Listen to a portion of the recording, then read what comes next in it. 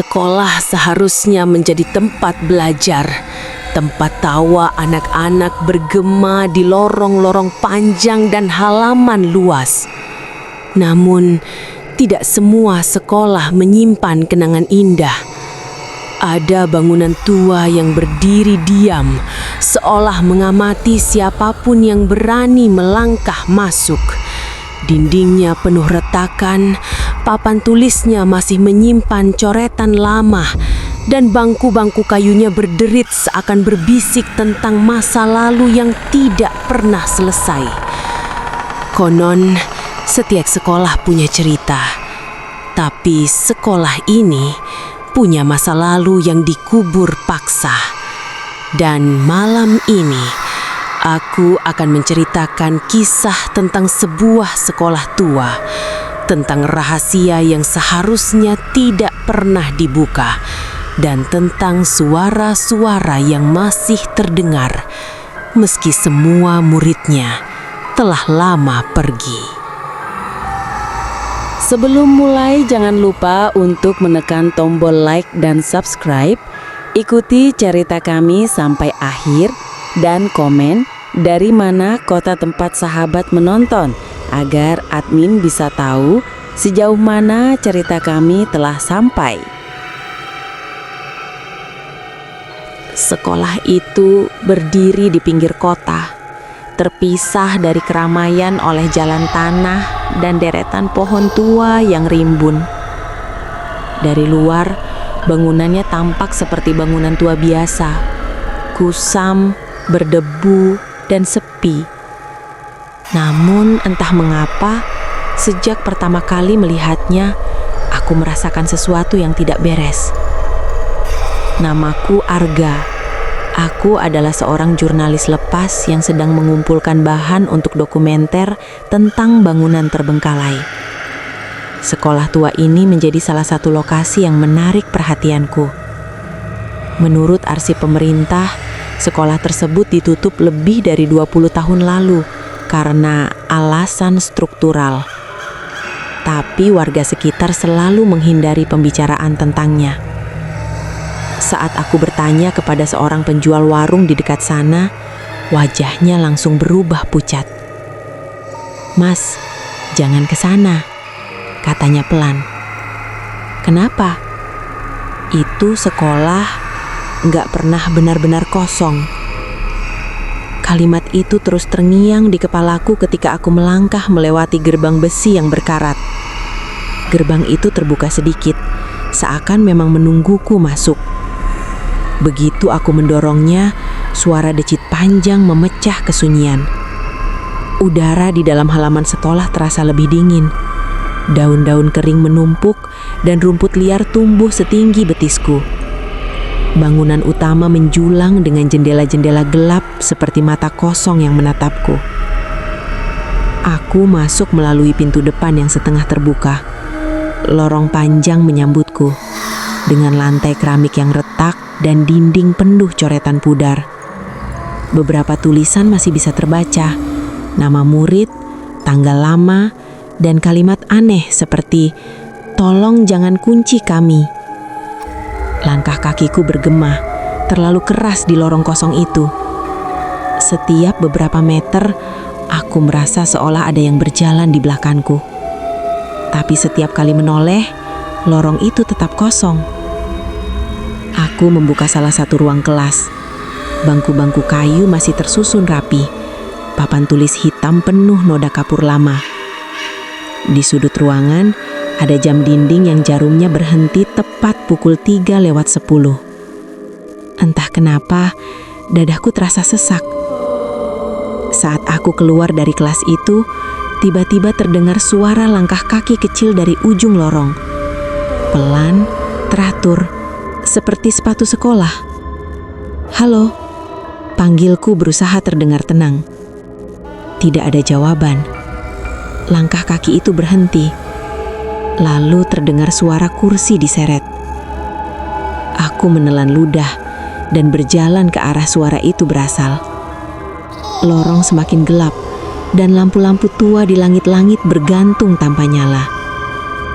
Saat aku sampai di persimpangan lorong, aku melihat sesuatu. Siluet kecil berdiri membelakangiku. Tingginya seperti anak SMP dengan seragam sekolah lama yang kusam. Rambutnya hitam panjang menutupi wajahnya. "Dek," ucapku lirih. Perlahan, siluet itu memiringkan kepalanya. Bukan menoleh, hanya memiringkan dengan sudut yang tidak wajar. Lalu suara itu terdengar. Suara banyak anak berbicara bersamaan, berbisik dari segala arah. "Kenapa kamu kembali ke sini?" Dan saat itulah aku sadar, sekolah ini tidak hanya menyimpan kenangan, ia menyimpan murid-murid yang tak pernah pulang. Bisikan itu tidak langsung menghilang. Suaranya menggema di lorong, bercampur dengan langkah-langkah kaki kecil yang berlarian entah kemana. Aku berdiri kaku, tubuhku terasa berat seperti dipaku ke lantai. Jantungku berdetak terlalu cepat, sementara tenggorokanku kering. Aku memejamkan mata sejenak, mencoba menenangkan diri. Mungkin cuma sugesti, pikirku. Sekolah tua, suasana sepi, imajinasi yang terlalu liar. Namun ketika aku membuka mata kembali, aku melihat sesuatu yang membuat darahku serasa berhenti mengalir.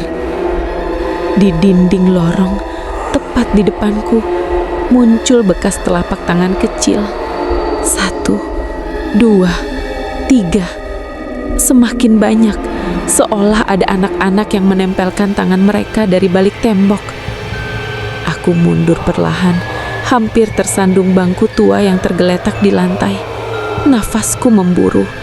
Instingku berteriak agar aku segera keluar dari sekolah ini. Tapi kakiku justru melangkah semakin dalam. Di ujung lorong, ada tangga menuju lantai 2. Pintu besi di bawah tangga tertutup rapat dengan gembok besar yang sudah berkarat. Di atas pintu itu tertempel papan kayu bertuliskan, "Ruang kelas 307". Entah kenapa, perasaanku mengatakan bahwa ruangan itu adalah pusat dari semua keanehan ini. Aku mendekat. Gemboknya terlihat tua, tapi tidak rusak. Anehnya, meski berkarat, pintu itu tampak seperti sering disentuh. Ada bekas goresan di sekitarnya, seperti kuku yang menggaruk-garuk permukaan besi. Saat aku menempelkan telingaku ke pintu, aku mendengar suara lirih. Tangisan. Bukan satu suara, tapi banyak. Anak-anak tertahan, seolah mereka berusaha tidak terdengar. "Ini nggak nyata," bisikku gemetar. Aku mundur 1 langkah, namun tiba-tiba, krak! Lampu lorong yang tadi mati menyala sendiri, berkedip-kedip dengan cahaya kuning redup. Bayanganku memanjang di dinding, bergerak aneh mengikuti getaran lampu.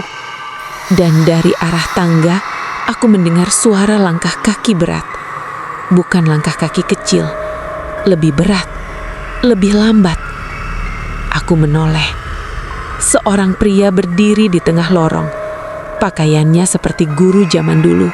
Kemeja lusuh, celana bahan gelap, dan dasi yang menggantung miring. Wajahnya pucat, matanya cekung, dan senyumnya terlalu lebar. "Kamu bukan murid," katanya dengan suara datar. Aku tak mampu menjawab. "Kenapa kamu datang ke sekolah ini?" Lanjutnya sambil melangkah mendekat. Setiap langkahnya membuat udara semakin dingin. Aku bisa mencium bau apak bercampur besi, bau darah lama. Aku cuma ingin mendokumentasikan tempat ini," kataku terbata-bata. Pria itu berhenti tepat 2 meter di depanku. Ia menoleh ke arah pintu kelas 307. Mereka selalu bilang begitu. Padahal yang datang ke sini biasanya ingin tahu kenapa kelas itu dikunci. Tangisan dari balik pintu semakin keras. Tangan-tangan kecil kini tampak menyembul dari celah bawah pintu. Jari-jarinya hitam dan kaku. Aku terjatuh ke lantai, mundur ketakutan. "Apa yang terjadi di sini?" teriakku. Pria itu menatapku. Senyumnya perlahan memudar, berganti ekspresi kosong penuh penyesalan. Kami hanya ingin sekolah yang tertib, dan anak-anak itu terlalu berisik. Lampu lorong tiba-tiba padam. Dalam gelap, suara pintu besi berderit pelan. Gembok kelas 307 terbuka sendiri. Dan dari dalam ruangan itu, sesuatu mulai merangkak keluar. Pintu kelas 307 terbuka perlahan, mengeluarkan suara derit panjang yang membuat bulu kuduku berdiri. Bau apak bercampur darah lama langsung menyeruak, membuatku refleks menutup hidung. Dari dalam ruangan itu terdengar suara napas pendek-pendek, seperti anak-anak yang ketakutan. Aku ingin lari, tapi kakiku tidak bisa bergerak. Satu persatu, bayangan kecil muncul dari balik pintu. Anak-anak dengan seragam sekolah lama, wajah mereka pucat, mata hitam tanpa putih. Sebagian di antaranya berjalan pincang, yang lain menyeret kaki seolah tulangnya patah. Leher sebagian dari mereka miring tidak wajar. "Mereka murid-murid di sini," kata pria yang berdiri di belakangku. "Murid yang gagal." Aku berteriak dan berbalik menghadapnya. "Gagal apa?" Pria itu menatapku lama, lalu berjalan masuk ke dalam kelas 307. Tanpa pilihan lain, aku mengikutinya. Begitu kakiku melewati ambang pintu, suhu ruangan langsung turun drastis. Napasku terlihat seperti asap tipis. Kelas itu berbeda dari yang lain. Bangku-bangku tersusun menghadap papan tulis, tapi semuanya penuh goresan. Di dinding tergantung papan peraturan sekolah yang sudah menguning. Disiplin adalah segalanya. Kesalahan adalah dosa. Hukuman adalah pelajaran. Aku merinding membaca tulisan itu. Di papan tulis tertulis nama-nama murid dengan kapur putih. Puluhan, sebagian dicoret, sebagian lagi dilingkari merah. Di bawahnya ada catatan kecil. Tidak lulus pelajaran ke-307. "Apa itu pelajaran 307?" tanyaku. Pria itu berhenti di depan meja guru. Tangannya yang pucat menyentuh permukaan kayu yang penuh bekas sayatan. "Pelajaran untuk membuat anak-anak patuh," katanya datar, tanpa bertanya, tanpa membantah. Tiba-tiba, bayangan di sekeliling kelas berubah. Dinding yang tadi kusam kini tampak baru. Lampu menyala terang. Aku melihat kilasan masa lalu. Kelas ini penuh murid. Anak-anak duduk tegang, tangan mereka gemetar di atas meja. Di depan kelas, pria itu dalam wujud yang lebih muda berdiri sambil memegang penggaris kayu panjang. Seorang anak laki-laki berdiri di depan kelas, wajahnya penuh luka bemam. "Ulangi jawabannya," bentak guru itu. Aku tidak tahu, Pak," suara anak itu bergetar. Penggaris kayu itu terayun. Suara pukulan menggema. Anak itu jatuh, tapi tidak ada yang berani menolong. Murid lain hanya menunduk, sebagian menangis tanpa suara. Aku menutup telinga, tapi suara itu terus terdengar. Tangisan, teriakan, doa yang terputus. "Berhenti!" teriakku. Sekejap, bayangan itu menghilang. Aku kembali berada di kelas gelap bersama arwah-arwah anak sekolah. "Mereka dikurung di sini," kataku dengan suara gemetar. "Disiksa sampai mati." Pria itu mengangguk pelan. Sekolah menutup kasusnya, menyebutnya kecelakaan, bunuh diri, anak nakal. Salah satu arwah anak perempuan mendekati aku. Seragamnya berlumur darah kering. Ia menatapku dengan mata kosong. "Kami cuma mau pulang," bisiknya. Dadaku terasa sesak, air mataku mengalir tanpa sadar. "Apa yang mereka inginkan sekarang?" tanyaku pada pria itu. Ia menatapku. Untuk pertama kalinya, matanya terlihat takut. Mereka ingin seseorang mengingat. dan seseorang menggantikan kami. Lampu kelas tiba-tiba padam. Dalam gelap, suara pintu besi berderit pelan. Gembok kelas 307 terbuka sendiri. Dan dari dalam ruangan itu, sesuatu mulai merangkak keluar. Aku terkurung di dalam kelas 307. Pintu besi itu tidak lagi terlihat seperti pintu sekolah. Permukaannya berubah hitam, penuh goresan tangan dan bekas darah yang sudah mengering. Aku memukul-mukulnya, berteriak sekuat tenaga, tapi suaraku seperti ditelan ruangan itu sendiri. Tidak ada jawaban. Lampu kelas menyala kembali, tapi cahayanya redup dan berkedip pelan. Bangku-bangku yang tadi kosong kini terisi. Anak-anak itu duduk rapi, menghadap ke depan, tangan mereka terlipat di atas meja. Kepala mereka tertunduk, seolah menunggu sesuatu. Menunggu jam polang. Jam dinding di atas papan tulis kembali berdetak.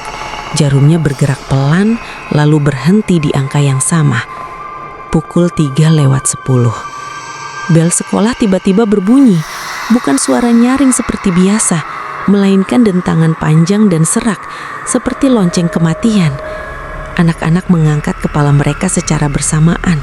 Gerakannya kaku, tidak manusiawi. Pelajaran belum selesai, kata sebuah suara dari depan kelas. Guru itu berdiri di sana lagi. Wajahnya kini lebih rusak. Kulitnya terkelupas di beberapa bagian, matanya merah dan berair. Dasi di lehernya berubah menjadi seperti tali jerat. "Kamu datang untuk melihat masa lalu," katanya sambil menatapku. "Sekarang kamu harus menjadi bagian darinya." Aku mundur sampai punggungku menyentuh papan tulis. "Aku bukan murid di sini. Kalian tidak bisa menahanku." Guru itu tertawa pelan. Anak-anak ikut tertawa. Suara mereka bertumpuk menjadi satu, tertahan, parau, penuh luka. "Kami juga bukan murid lagi," jawabnya. "Kami adalah pelajaran." Bangku di barisan depan bergerak. Seorang anak laki-laki berdiri dan berjalan ke arahku. Kakinya menyeret lantai meninggalkan bekas darah segar. "Kak," katanya lirih, "kalau ada yang menggantikan kami boleh pulang." Tangannya yang dingin menyentuh lenganku.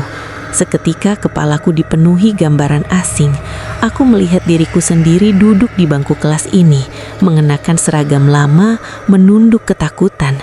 Aku merasakan pukulan, hinaan, rasa sakit yang bukan milikku, tapi terasa nyata. Aku menjerit dan menarik tanganku.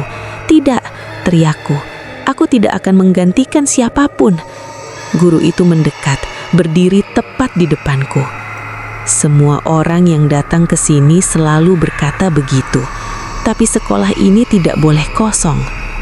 Dinding kelas mulai bergerak mendekat, perlahan menekan ruang. Coretan di meja berubah menjadi nama aku sendiri, Arga. Jam dinding berdetak lebih cepat. Tik, tok, tik, tok. "Ada satu cara," kata suara kecil dari belakangku. Aku menoleh. Anak perempuan yang tadi berbicara padaku kini berdiri di dekat pintu. Wajahnya penuh luka, tapi matanya terlihat memohon. "Ceritakan kami," katanya. "Buat mereka tahu kalau kebenaran keluar, sekolah ini tidak punya kuasa lagi." Aku terdiam. "Kalau tidak," lanjutnya pelan, "jam pulang tidak akan pernah datang." Bel sekolah berbunyi lagi, kali ini lebih keras. Guru itu mengangkat tangannya, seperti memberi aba-aba hukuman. Aku menutup mata dan berteriak sekuat tenaga. "Aku akan menceritakan semuanya." Sekejap, semua suara berhenti. Lampu padam, dan aku terjatuh ke lantai, sendirian. Aku terbangun di lantai lorong sekolah, tepat di depan kelas 307. Pintu besinya tertutup rapat kembali, seolah tidak pernah terbuka. Tidak ada suara, tidak ada bisikan, bahkan udara dingin itu pun menghilang. Untuk beberapa detik aku berpikir semua yang kualami hanyalah mimpi.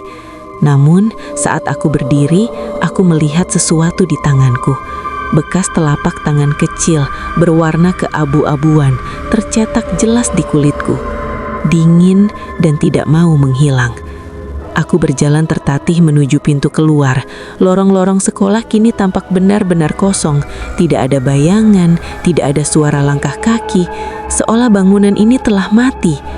Begitu aku melewati gerbang besi, matahari sore menyambutku. Hangat, nyata. Aku menghirup udara dalam-dalam, mencoba meyakinkan diriku bahwa aku sudah bebas. Namun, kebebasan itu tidak pernah benar-benar datang. Malam itu, aku mulai menulis semua yang kulihat, semua yang kudengar, semua yang mereka tunjukkan padaku. Arsip lama, kesaksian warga, laporan yang sengaja dihapus, aku menggabungkan semuanya menjadi satu dokumenter.